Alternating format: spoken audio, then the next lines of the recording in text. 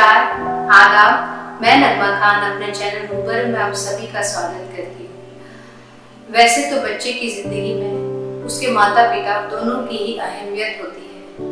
लेकिन आज mother's day है, इसलिए मैं सिर्फ माँ की बात कहूँगी। खुदा ने कहा है कि माँ के पैरों के नीचे जन्नत है, लेकिन क्या इस आधुनिक युग में हम उस जन्नत को हासिल कर पाएंगे? आज मैंने माँ के लिए कुछ पंक्तियाँ लिखी है, जिसका शीर्षक है माँ थी और माँ है। पहले मैं आपको माँ थी सुनाती हूँ। वो माँ ही तो थी जिसने हमें दूध पिलाया, वो माँ ही तो थी जो नींदों से उठकर हमारे कपड़ों को बदला, वो माँ ही तो थी जिसने हमें उंगली पकड़कर चलना सिखाया, वो माँ ही तो थी जो बीमार होकर भी हमें खाना खिलाया, वो माँ ही तो थी जिसने अपने जेवर बेचकर हमारे स्कूल कॉलेजों की फीस भरी, वो माँ ही तो थी जिसने अपने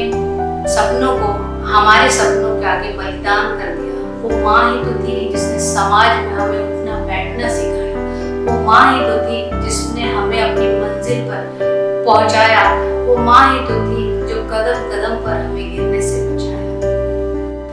अब वो माँ ही तो है, वो माँ ही तो है जब बुरी सी लगने लगी है, वो माँ ही तो है